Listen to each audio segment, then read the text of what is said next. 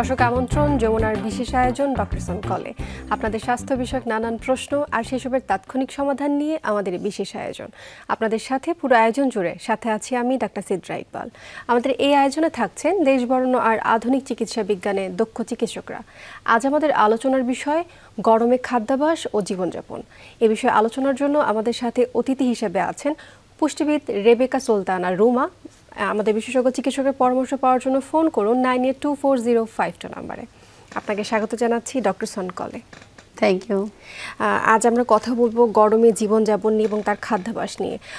তীব্র গরমে আসলে প্রচুর গরম পড়েছে এবং প্রচুর তাপপ্রবাহ কিন্তু চলছে এবং এই তীব্র গরমে জনজীবন প্রায় বিপর্যস্ত এবং জনজীবন যেমন বিপর্যস্ত ঠিক তেমন প্রাণীকুলের অবস্থাটাও তাই। আমরা একটু কথা বলতে চাই আসলে এই যে গরমের সময় খাদ্যাভ্যাস নিয়ে আমরা কথা বলছি, জীবনযাপন নিয়ে কথা বলছি। প্রথমে শুরু করতে চাই এই যে গরমের সময় যে খাদ্যাভ্যাসটা হবে সেটা কেমন হতে পারে এবং তার জন্য আমরা আসলে কি করতে পারি গরমের এই প্রস্তুতির জন্য। হ্যাঁ, থ্যাংক ইউ। সুন্দর একটা প্রশ্ন। আসলে গরমকালে আমাদের যেমন খেতে ভালো লাগে না, আবার দেখা যাচ্ছে আমরা কী খাচ্ছি সেটাও জানছি না। তো এই বিষয়টা যেটা হয় যে আমরা গরমে আগে বলতাম যে টক জাতীয় খাবার, যেটা শুনে আসছে ছোটো থেকে যে টক জাতীয় খাবার খেতে হবে। বিষয়টা এরকম না যে শুধু টক জাতীয় খেতে হবে। আমাদের আসলে গরমে যে বিষয়টা হচ্ছে আমরা অনেক ডিহাইড্রেট হয়ে যাই, আমাদের ঘামের মাধ্যমে আমাদের বিভিন্নভাবেই কিন্তু দেখা যাচ্ছে যে ডিহাইড্রেট আমরা হয়ে যাচ্ছি। তো এই পানির শূন্যতা বা পানির স্বল্পতা রোধে যে আমাদের বিষয়টা থাকতে হবে যে পানসে টাইপের খাবার, অর্থাৎ পানসে ফল, পানসে সবজি। আমরা যদি বলি যে এই পানসে ফলগুলো কি, আমরা কিন্তু দেখি যে বাংলাদেশের গ্রীষ্মকালীন যে ফলগুলো সেটাই কিন্তু পানসে। তরমুজ, এদিকে পেঁপে, বাঙ্গি, এই রসালো যে ফলগুলো আছে সেগুলো যে আমরা খাদ্য তালিকায় রাখতে পারি। সাথে আমরা যদি বলি যে এখানে সবজি কি রাখবো, সেক্ষেত্রে লাউ, চিচিঙ্গা, ঝিঙ্গা, যেগুলো পানি কন্টেন্ট করে। এবং আমরা গরমের সময় যেটা করছি যে অকারণে যে বাইরের শরবত খাচ্ছি, সেটা যদি বাসাতে আমরা কিছু খাবার রাখি, যেমন আমরা চিয়া সিড, তারপর তোকমাদানা, এইসবগুলো এগুলো যদি একটু পানি দিয়ে গুলিয়ে খাই, তাতে হয় কি এগুলো কিন্তু তাদের ওজনে 3 গুণ পানি ধরে রাখে। তো এইটাও কিন্তু আমাদের বডিকে ডিহাইড্রেট করতে সাহায্য করে। গরমে ডিহাইড্রেশন থেকে বাঁচতে হবে। হ্যাঁ, রাখতে। তারপর প্রোবায়োটিক, যেমন আমরা যদি একটু দই, মাঠা, ঘোল, টক দই খাই, সেক্ষেত্রে কিন্তু প্রোবায়োটিকের কারণে কিন্তু আমাদের কি ইমিউনিটি বুস্টিং সাথে কিন্তু আমাদের হজম শক্তিটা বাড়ছে। কারণ গরমেই কিন্তু বদহজম গরমে ডায়রিয়া গরমেই আমাদের পানিবাহিত যে রোগগুলো আছে, হেপাটাইটিস থেকে শুরু করে, এগুলো কিন্তু গরমে হওয়ার চান্স। আপনি কিন্তু বলে দিলেন গরমে পানিবাহিত রোগগুলো হয় এবং পানিবাহিত রোগ থেকে মনে পড়লো আসলে যে আমাদের ঢাকা শহরের অলিতে গলিতে কিন্তু আমরা দেখতে পাই আখের রসের দোকান রয়েছে বা কিছু সুন্দর সুন্দর শরবতের দোকান রয়েছে এবং এটার জনপ্রিয়তা কিন্তু খুব বেশি। আমরা যখনই এরকম ডিহাইড্রেট ফিল করি তখনই কিন্তু আমরা এইসব দোকানের দ্বার প্রান্তে চলে যাই। তাহলে আসলে এটা কি স্বাস্থ্যসম্মত নাকি এতে স্বাস্থ্যের ঝুঁকি রয়েছে? এটা আসলে অবশ্যই স্বাস্থ্যসম্মত বলা যাবে না। কারণ যে যেইভাবে ওরা যে পানিটা ইউজ করছে, এই পানিটা ওরা ফুটানো ইউজ করছে না। যে আমরা শরবতটা খাচ্ছি সেটাতে যে বরফটা ইউজ করা হচ্ছে, সেই বরফটাও কিন্তু যে কোনো ফুটানো পানির না। তো এই জায়গাতেই সমস্যাটা যে আমাদের পানিবাহিত যে রোগগুলো আছে, অর্থাৎ আমরা বলি যে বিশুদ্ধ পানি, বিশেষ করে ঢাকাতে তো এটার খুবই সমস্যা যে বিশুদ্ধ পানি পান না করে পানিবাহিত রোগগুলো বেশি হবে। তো তখন দেখা যাচ্ছে যে এই বিশুদ্ধ পানি না দেওয়ার কারণে যে শরবতগুলো আমরা খাচ্ছি সেখান থেকে কিন্তু কন্টামিনেশন হওয়ার ঝুঁকিটা বাড়ছে। এবং ফলের যে শরবতগুলোর কথা আমি বলছি যে খুবই কালারফুল যে ফলগুলো কিন্তু অনেক সময় নষ্ট হয়ে যায়, সেগুলো তারা ওইখানে সেগুলো রেখে দিচ্ছে। দ্বিতীয় কথা যে আখের যে শরবত খাচ্ছে, সে আখ যে ধুচ্ছে সে পানিটাও কিন্তু বিশুদ্ধ না। তো যার কারণে যে আমরা ভালো থাকার জন্য যা খাচ্ছি সেটাই দেখা যাচ্ছে আমাদের স্বাস্থ্যের জন্য ঝুঁকি হয়ে যাচ্ছে। তো আমরা যেটা করতে পারি যে বাসাতে ফল দিয়ে শরবত করে যদি একটু ক্যারি করতে পারি, আমরা যদি বাসাতেই ওই ধরনের শরবতগুলো করে খেতে পারি, সেটা মনে হয় আমাদের এটা একটা মৌসুমী ফলের সময়, এই সময় নানা রকম ফল সেটা আমরা ব্যবহার করতে পারি এবং দোকানে যেটা দেখা যায় যে ওই ফলগুলোর জায়গায় কিন্তু ফ্রুট সিরাপস গুলো তারা ইউজ করে থাকছে। আমরা চাইলে যে কোনো ফল তার যদি সিজন নাও থাকে, যেমন আমের যদি সিজন নাও থাকে, তখনও কিন্তু আমরা আমের শরবত দোকানে পাচ্ছি এবং এই ফলগুলো খেতে খুব যেমনটা আসলে টেস্ট থাকে তা কিন্তু দোকানে যে শরবতটা বানানো হয় সেখানে আরো অনেক কিছু অ্যাড করা হয়। তা আসলে স্বাস্থ্যের জন্য মোটেও কালার তো ভালো অ্যাড করা হয়। তারপর আমরা কিন্তু দেখি যে যারা সুস্থ ঠিক তাদের বেলাও ফল খাওয়ার নিষেধাজ্ঞা নাই, কিন্তু যাদের ডায়াবেটিক বা কিডনির সমস্যা আছে তাদের কিন্তু কোন কোন ফল খেতে হবে তারা মানে আমরা জানি না। তো তাদের হয়তো কারো কারো সমস্যা থাকতেও পারে, তারা জানেন না। তো যখনই দেখা যাচ্ছে যে যে নিষেধাজ্ঞা আছে সেই ফলগুলো দিয়ে তারা রোজ যদি এই ধরনের শরবত খায় বা ফল বাইরে থেকে কেটে কেটে যে রেখে দেয় খোলা, সেটা কেটে খায়, তাহলে কিন্তু তার কিন্তু রোগের জটিলতা বেড়ে যাচ্ছে, তাহলে আরো হচ্ছে রোগের জটিলতা বেড়ে যাচ্ছে। আচ্ছা, আমাদের আরো আলোচনা রয়েছে, সময় একটি বিরতি, তারপর আবার ফিরছি। দর্শক, ডক্টরস অন কল অনুষ্ঠানে নিচ্ছি ছোট্ট একটি বিরতি, সাথেই থাকুন।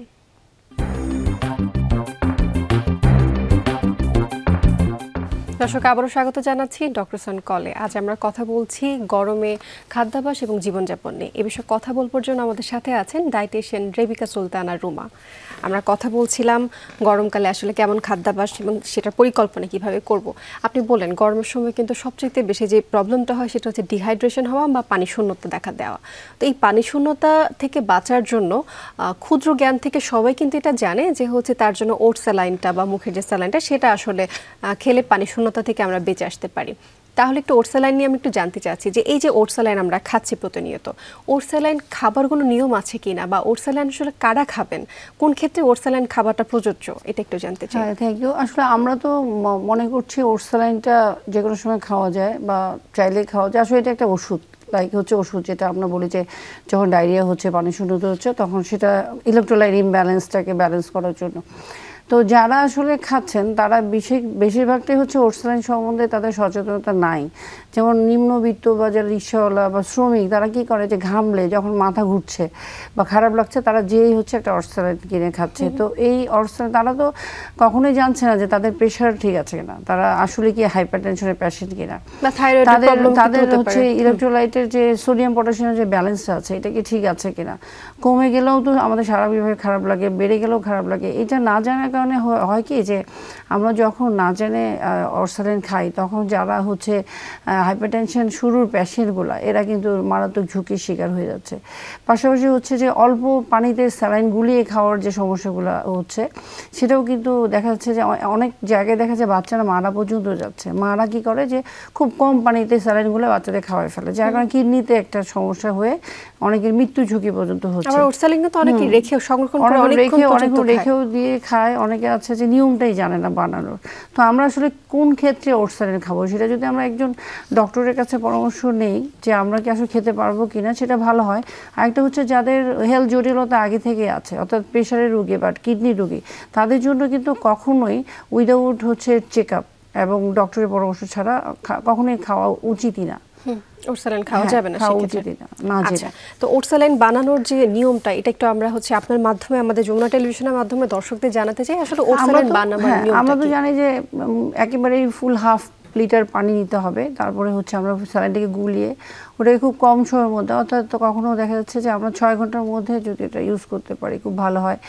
এবং এটা পরিমাণটা আসলে কতটুকু খাবে সেটা ফ্রিজে রাখা যাবে ওট স্যালাইনটা? না, আমরা এটা সাধারণত নর্মাল টেম্পারেচারেই রাখতে বলি, এবং হচ্ছে কোনো খুব গরম জাতীয় জায়গায় না বা খুব ঠান্ডা জায়গায় না। তারপরে হচ্ছে যে অবশ্যই সেটা বয়স ভেদে কতটুকু খেতে হবে এটা কিন্তু ডক্টররা বলে দেবেন যে তার কতটুকু খাওয়া উচিত। একটা ছোট বাচ্চা যে রয়েছে সে কিন্তু একটা পুরো প্যাকেট ওট স্যালাইনটা সারাদিনেও কিন্তু তার খাদ্য চাহিদার মধ্যে বা তার খাবারের ডায়েটের মধ্যে কোনোভাবেই সেটা দেওয়া যাবে না, কারণ হচ্ছে ইলেকট্রোলাইটস যদি বেড়ে যায় সেক্ষেত্রে কিন্তু বাচ্চাদেরও তো হচ্ছে সবকিছুই বাড়ে বা কমে, সেটা বুঝতে হবে, অবশ্যই করতে হবে। আরেকটা প্রশ্ন রয়েছে যে যখন হচ্ছে কর্মজীবী যে মানুষরা আছেন বা বাইরে যারা কাজ করছেন, তারাও যখন বাসায় আসেন প্রচন্ড ক্লান্ত এবং গরমের মধ্যে, প্রথম যে কাজটা করা হয় সেটা হচ্ছে ফ্রিজ থেকে খুলে ঠান্ডা পানিটা আসলে খাওয়া হয়। এটা কতটুকু আসলে স্বাস্থ্যসম্মত? আমরা তো মানে প্রথমেই বলি যে বাইরে থেকে এসে ঠান্ডা পানি খাওয়া তো দূরের কথা, বাইরে থেকে এসে যে কেউ মানে হঠাৎ করে হয় না যে ঠান্ডা পানি দিয়ে গা ধুয়ে ফেলে, এটাও করতে কিন্তু বলা হচ্ছে না। যে আপনি একটু স্থির হবেন, দেন হচ্ছে সব কিছু একটু নর্মাল টেম্পারেচারে আসলে তখন হচ্ছে যে আপনি ঠান্ডা পানি খান বা হচ্ছে গায়ে ঢালেন। তো ঠান্ডা পানি যেটা আমরা করি যে ফ্রিজ থেকে বের করে ডিরেক্ট না খেয়ে আমরা যদি একটু মিশিয়ে নিয়ে খাই তাহলে ভালো হয়, কারণ সব কিছুর কিন্তু টেম্পারেচারটা হচ্ছে একটা মানুষের বডির সাথে যেতে হয়। ঠিক আছে। আর যে বিষয়টা বললাম যে আমরা খুব ঠান্ডা পানি দিয়ে যখন মাথায় সাথে সাথে সাথে দিয়ে ফেলে পানি, সেটাও কিন্তু দেখা যায় যে অনেক সময় এটা অনেক সময় দেখা যায় যে প্রেশারের যে পেশেন্ট আছে তারা নিতে পারে না, যার কারণে 2 কাঁধে আগে পানি দিয়ে তারপর মাথায় দেন, বা খাওয়ার সময় পানিটাকে একটু নর্মাল করে খান, বা ঘাম হলে একটু ঘামটা মুছে নিয়ে হচ্ছে বা কাপড়টাকে চেঞ্জ করে নিয়ে ফ্যানের নিচে বসে। যে কোনো কন্ডিশনে হুট করে কিন্তু চেঞ্জ করাটা আসলে ঠিক না। ঠিক যেমন হচ্ছে কারো যদি হাই ব্লাড প্রেশার থাকে সে কিন্তু সাথে সাথে ডাবল ডোজের কোনো লো বিপির যে ওষুধগুলো সেগুলো খেতে পারবে না। যদি খায় হঠাৎ করে যদি বিপি ফল করে সেটাও কিন্তু স্বাস্থ্যের জন্য ভালো না।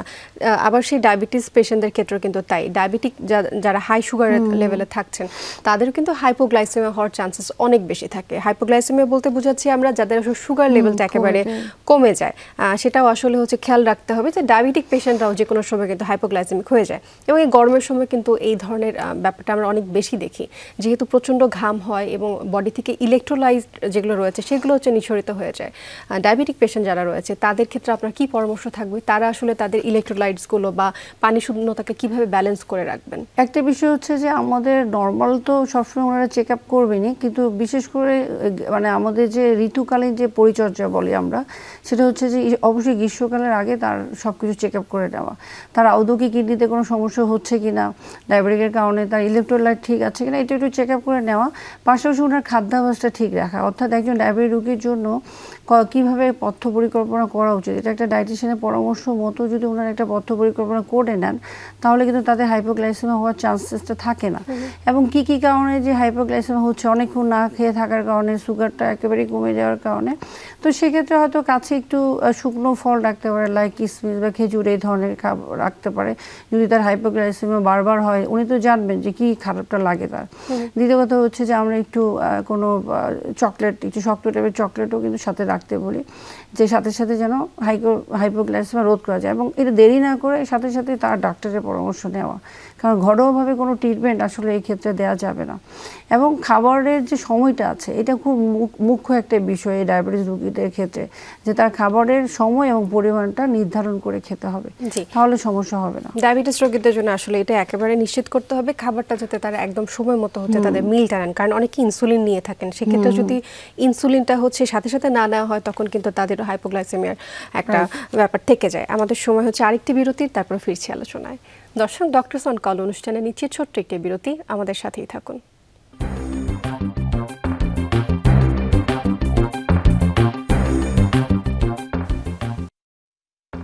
দর্শক, আবারও স্বাগত জানাচ্ছি ডক্টরস অন কলে। আজ আমরা কথা বলছি সঠিক খাদ্যাভ্যাস নিয়ে এবং গরমে জীবনযাপনটা কেমন হবে তা নিয়ে। আমরা হচ্ছে এতক্ষণ কথা বললাম আসলে স্যালাইন নিয়ে এবং গরমে হচ্ছে কিভাবে ডিহাইড্রেশনটাকে মেনটেন করব। এবার একটু কথা বলতে চাই, সামনে কিন্তু কুরবানি ঈদ, এবং কুরবানি ঈদকে নিয়ে সবারই একটা প্রস্তুতি থাকে, বিশেষ করে মুখরোচক খাবার যেগুলো রয়েছে তা কীভাবে তৈরি করব, তা হচ্ছে কিভাবে খাবো, সেই প্রস্তুতিটা কিন্তু সর্বপ্রথম থাকে। তো একে তো গরম, তারপর থেকে হচ্ছে গরুর মাংস, খাসির মাংসের একটা প্রস্তুতি থাকছে। তো যাদের আসলে আগে থেকে স্বাস্থ্য ঝুঁকি রয়েছে, হাই কোলেস্ট্রল রয়েছে, যাদের ডায়াবেটিস রয়েছে বা ইউরিক অ্যাসিড কিডনি সমস্যাগুলো রয়েছে, তাদের জন্য হচ্ছে আমরা একটু আপনার পরামর্শ চাচ্ছি, তারা আসলে কিভাবে কুরবানি ঈদে তারা কিছুটা ভাগাভাগি করে আসলে খাবেন। কারণ হচ্ছে আমরা জানি যে তারা খুব বেশ একটা গরুর মাংস তাদের জন্য আসলে ভালো না, বিশেষ করে যাদের হাই কোলেস্ট্রল রয়েছে। তো আপনার পরামর্শটা একটু জানতে চাই, তারা আসলে যদি খেতে চান তাহলে কিভাবে আসলে খাবেন? ধন্যবাদ। আসলে খুবই গুরুত্বপূর্ণ একটা কোশ্চেন, কারণ হচ্ছে যে আমরা যারা সুস্থ আছে তারা তো একটু বেশি খেলেও সমস্যা নাই, কিন্তু দেখা যাচ্ছে যে যারা এই ধরনের সমস্যার মধ্যে আছেন তারা প্রথম প্রিপারেশনটা নেবেন, যেহেতু কুরবানি ঈদ আসছে এবং কুরবানি ঈদের খাবারটা কিন্তু লং টাইম চলে, হ্যাঁ, দাওয়াত বলি বা আমাদের নিজস্ব খাবারগুলো অনেক দিন পর্যন্ত আমাদের চলে। তো যার কারণে আমরা যদি একটু ওই টেস্টগুলি করে নেই যেগুলো আমাদের এর আগে করা হতো, যাদের একটু কোলেস্ট্রল অসমতা আছে হয়তো ওই টেস্টটা করলো, যাদের হচ্ছে ডায়াবেটিকটা মানে তার অন্য কোনো সমস্যা করছে কিনা সেক্ষেত্রে ওই টেস্টটা করে নেওয়া। আর কিডনি রোগীদের জন্য তো অবশ্যই তাদের টোটাল বিষয়গুলি দেখতে হবে, ইউরিক অ্যাসিড সহ। এখন যে বিষয়টা হচ্ছে যে লাল মাংস খাবারে যাদের নিষেধাজ্ঞা আছে তারা আসলে কতটুকু খাবে সেটা আমরা কিন্তু পার কেজি বডি ওয়েট অনুযায়ী সেটা মেজারমেন্ট করেই দেই যারা আমাদের কাছে আসে। আর যারা আসলে সুস্থ তারা তো ঠিক আছে খাবেন, কিন্তু যারা অসুস্থ তারাও জানে যে আমার বেশি খাওয়া যাবে না, কিন্তু যারা আসলে সুস্থ নাই কিন্তু তারা জানেন না, অর্থাৎ আমি কিন্তু অলরেডি দেখা যাচ্ছে যে আমি হয়তো আমার হাইপারটেনশন আছে আমি জানি না, আমার কিডনি সমস্যা আছে আমি জানি না, আমার ইউরিক অ্যাসিডের সমস্যা আছে আমি জানি না, কিন্তু এই মানুষদের নিয়েই হচ্ছে বিপদ। তো সেক্ষেত্রে আমি বলবো যে এই ধরনের সিমটমস কিছু আসলে সেটা চেক আপ করে নেওয়া, পাশাপাশি হচ্ছে একটু পরামর্শ নিয়ে নেওয়া ডাক্তার বা ডায়েটিশিয়ানের। আর খাবারের বিষয়টা বলি যে আমরা প্রথম দিন যেহেতু আমাদের এটা উৎসব এবং এটা আমাদের হচ্ছে ইসলামিক একটা বিষয়, সেক্ষেত্রে আমরা অবশ্যই ঈদের দিন সেটা খেলাম, কিন্তু একেবারেই বারবার একই খাবার না খাওয়া, অর্থাৎ আমরা ঈদের দিন শুরুতে খেলাম, রাতে খেলাম, পরের দিন আবার একই খাবার খাচ্ছি, সেটাতেই হচ্ছে আমাদের কিন্তু প্রেশার বা অন্যান্য যে রোগগুলো আছে সেটা বেড়ে যাওয়ার ঝুঁকিটা থেকে যায়। তো সেক্ষেত্রে আমরা যেটা করতে পারি হয়তোবা মানে একবেলা বা দুই বেলা মাংসটা খাওয়ার পরে পরের দিন আবার স্বাভাবিক খাবারে চলে যাওয়া, দেন হচ্ছে ভাগ করে খাওয়া, তার মানে একই রকম খাবার ঘন ঘন না খাওয়া। আর যাদের ইউরিক অ্যাসিডের সমস্যা আছে তাদের কিন্তু স্বাভাবিকভাবে রেড মিটের একটু নিষেধাজ্ঞা কিছুটা থাকে, যার কারণে বাত ব্যথা বেড়ে যাবে, জ্বালা পোড়া বেড়ে যাবে, ইউরিক অ্যাসিড অনেক বেশি হাই হয়ে গেলে কিডনি সমস্যা বেড়ে যাবে, যার কারণে হচ্ছে যে আমাদের করতে হবে যেটা যে একই প্রসেসে যে পরিমাণে কম এবং সেটা বুঝে শুনে খাওয়া, তাতে কিন্তু সমস্যা হবে না। এবং মাংস খাওয়ার যে নিয়মটা আছে, আমরা সবসময় মনে করি যে ঝোল তো খাচ্ছি মাংস তো খাচ্ছি না, সব কিছু ঝোলেই চলে যাচ্ছে। আমরা মাংসটা যখন কাটছি তখন চর্বির যে মায়াটা আছে ছাড়তে হবে, তার মানে চর্বিটাকে ফেলে দিয়ে আমাদেরকে শুধু ফাইবারটা রান্না করতে হবে এবং খুব কম তেল দিয়ে রান্না করতে হবে। ভালো হয় মাংসের মধ্যে যদি টক দই দেওয়া হয়, একটু সালাদের সাথে খাওয়া হয়, তাতে হচ্ছে তুলনামূলকভাবে কিছুটা হচ্ছে আমরা কি হব যে ওখান থেকে মানে একটু ক্ষতি কম হবে, কনস্টিপেশনটা হবে না। আর যাদের অ্যালার্জি সমস্যা আছে তারাও তো একটু আমাদের ওয়েস্টার্ন কালচারে বা আমাদের যে বিদেশে যে খাবারটা খুব জনপ্রিয় সেটা হচ্ছে স্টেক, সেটা বর্তমানে বাংলাদেশে খুব পরিচিত একটা খাবার স্টেক, সেখানে কিন্তু খুব কম তেল দিয়ে তারা হচ্ছে স্টেকটা রান্না করে থাকে এবং তারা যখন হচ্ছে আমরা বারবারই বলি বিদেশিরা কিন্তু হচ্ছে স্টেক খুবই জনপ্রিয় সেখানে এবং তারা সেটা প্রায়ই খায়, কিন্তু তারপরেও তাদের বডি ওয়েটও ভালো আছে, তাদের কোলেস্ট্রল লেভেলটাও কিন্তু ঠিক আছে। তবে আমরা যেটা জানলাম যে তার অন্যতম কারণ হচ্ছে সেখানে আসলে ট্রান্স ফ্যাট খুব একটা তৈরি হচ্ছে না, তারা যেহেতু সেটা উচ্চ তাপমাত্রা এবং হচ্ছে কোনো ভাজা পোড়া বা তেলে কম তেল ইউজ করে খাচ্ছে, সেক্ষেত্রে আসলে গরু মাংসটার যে গুণাগুণ সেটা কিন্তু বজায় থাকছে। আচ্ছা, আমরা একেবারে অনুষ্ঠানের শেষ দিকে চলে আসছি, আমি একটু জানতে চাচ্ছি গরুর মাংসটা রেফ্রিজারেটরে আমরা যখন হচ্ছে প্রিজার্ভ করে রাখি, কতদিন পর্যন্ত প্রিজার্ভ করে রাখলে সেটা খাওয়া স্বাস্থ্যসম্মত? এটা আমরা আসলে বলি যে 3 মাসের মধ্যে খেয়ে ফেলা সবচেয়ে ভালো হয়, যে গরুর মাংস 3 মাসের মধ্যে খেয়ে ফেললে খুব ভালো। আর আরেকটা হচ্ছে যে আমরা একটু যখন প্রিজার্ভ করব একটু আলাদা আলাদা করে, অর্থাৎ অনেকটা ঢুকিয়ে ফেলছি, আবার ওইটা এনে পানিতে ভিজাইলাম, আবার যতটুকু নিলাম বাকিটা আবার ঢুকিয়ে রাখলাম, সেটা যদি না করা হয় ভালো হয়। যে আমি যতটুকু খাবো পরবর্তীতে যতটুকু বের করবো ঠিক ততটুকু হচ্ছে আমাকে ওই এয়ারটাইট জিফ্লক্স ব্যাগে করে রেখে হচ্ছে গরুর মাংস জাল দিয়েও রেখে অনেক দিন খেয়ে থাকে। জাল দিয়ে খেলে যেটা হয় যে হ্যাঁ, রান্না করে জাল দিয়ে একটু ভেজে সেটাও টাইম মতো গরম করতে হবে, কারণ আমরা জানি যে আমাদের জীবাণু নাশ করতে কিন্তু তাপমাত্রা একটা বিষয় থাকে। হয়তো সেখানে পুষ্টিগুণ কমে যাচ্ছে, কিন্তু একটু রেফ্রিজারেটর নাই তখন তো ভেজে খেতে হচ্ছে। তো সেটাও কি হচ্ছে এই জায়গাতেও ঝুঁকিটা বেড়ে যায়, কারণ আমরা কিন্তু ঘন ঘন একটা খাবার শেষ করার জন্য খাচ্ছি।